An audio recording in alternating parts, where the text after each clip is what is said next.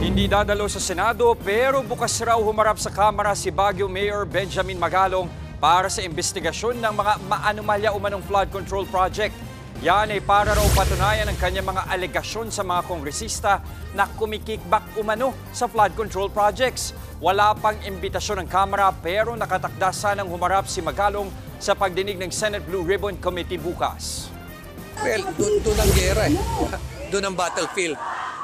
Siyempre, as someone na talagang nakikipaggera tayo laban sa corruption, then doon tayo sa may gera. Hindi naman tayo pwede pumunta doon sa non-conflict areas. Bukod dyan, inaantay rin daw niya kung ano ang magiging pasya ng Pangulo sa nilulutong independent body. Sinabi yan ni Magalong nang makiisa siya sa rally laban sa maanumalyang flood control projects. Mga kapatid, Jess De Los Santos po ang inyong kasangga sa paghahatid ng balita para sa may alam at may pakialam. Para sa tuloy-tuloy na makabuluhang balitaan, mag-follow at mag-subscribe na sa social media pages ng News 5.